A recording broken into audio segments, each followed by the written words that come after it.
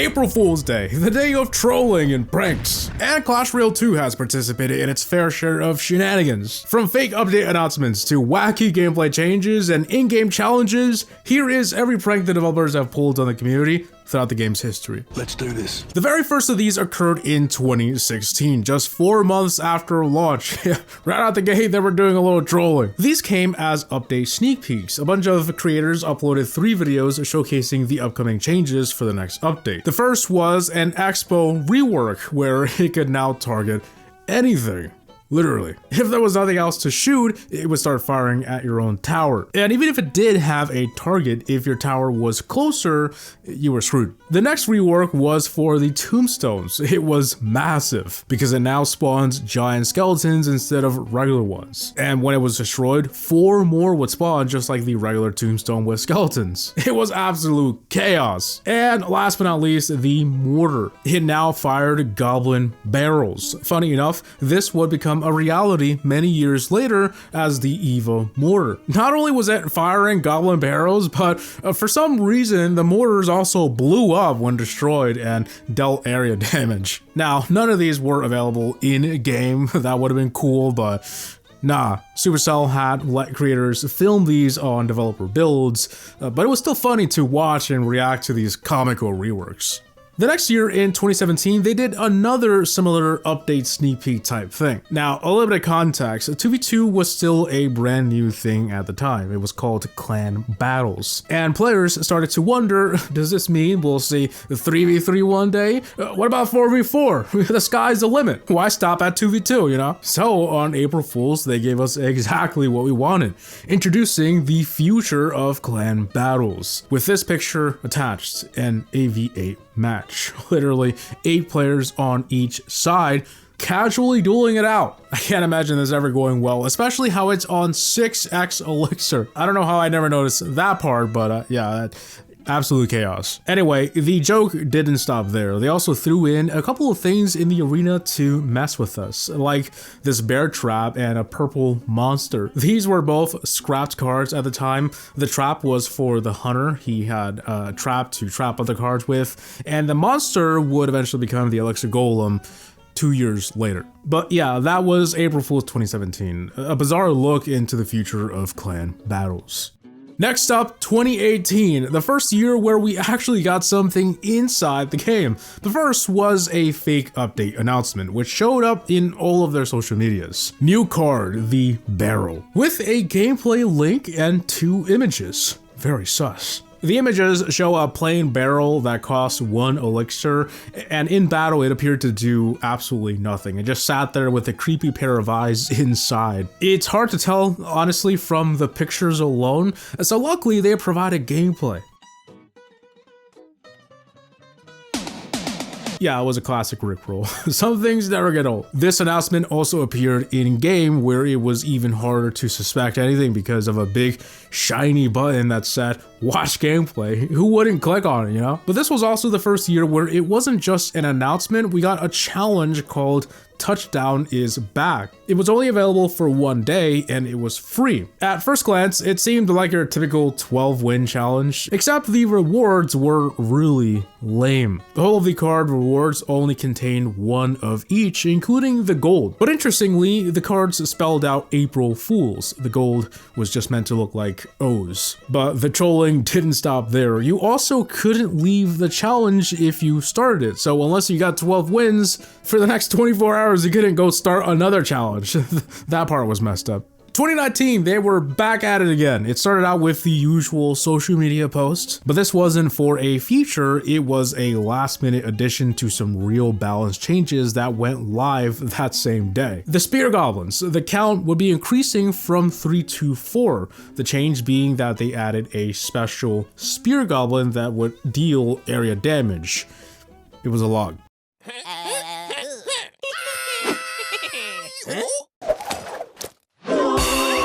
It was dressed as the goblin. The log was the 4th goblin, and that's why he dealt splash damage. They also posted this picture on Instagram. It doesn't look like this was anywhere else, so Instagram exclusive, I guess. A new log mode, which appeared to be a game mode where you only play log. The log shenanigans continued in-game with a special challenge called the Lumberjack Rush, which said, no joke, win 2 new emotes. And yeah, it wasn't a joke. They weren't joking about that. There were 2 new emotes available for free, one the log with hearts and the other a crying log. The challenges obviously had a twist though. A lumberjack spawned on each side of the king towers like every 30 seconds or so. I know these days it would seem like a boring challenge, you know, we've seen that before a million times. But back then, these game modes were not very common. It still had a novelty to it. Anyway, that wraps up April Fools 2019.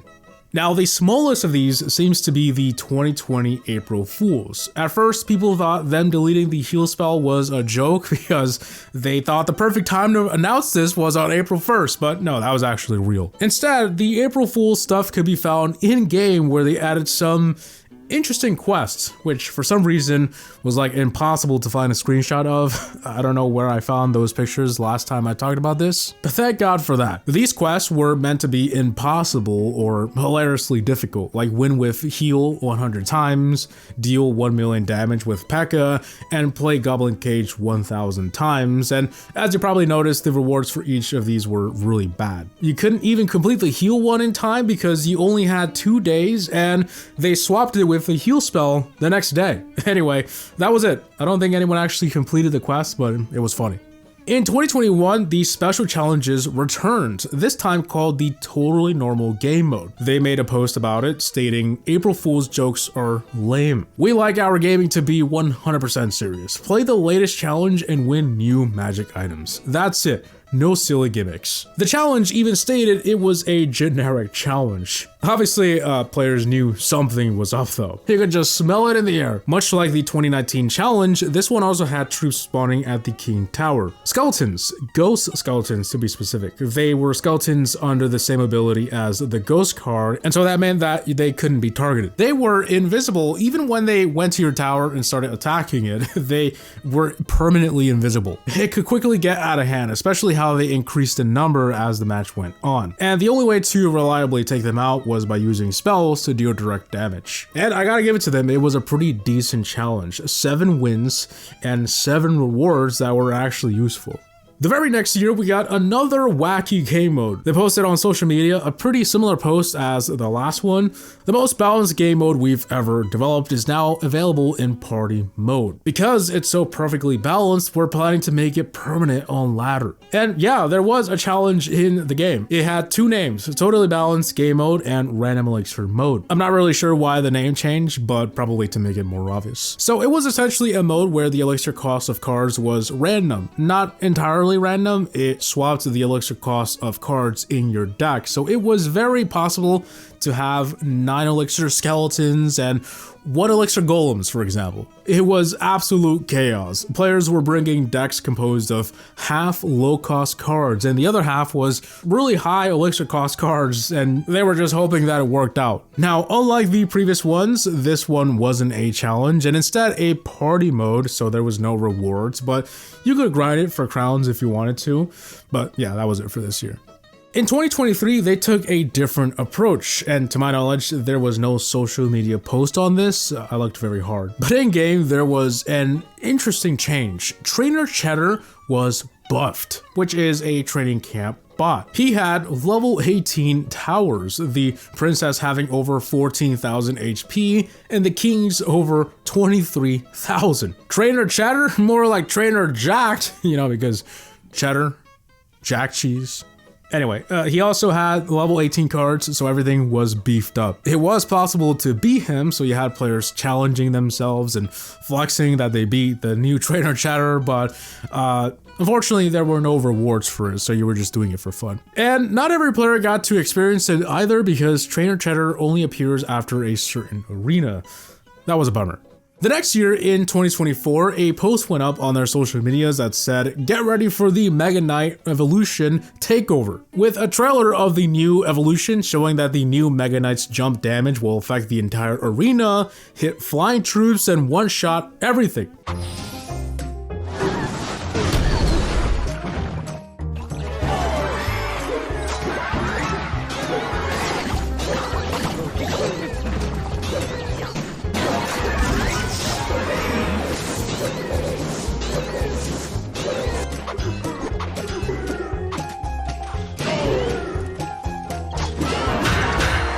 Now, a little bit of context, in April 2024, the Mega Knight Evo didn't exist yet, and so for a second there, it was believable. But then the video spirals out of hand, and then you noticed it was April 1st.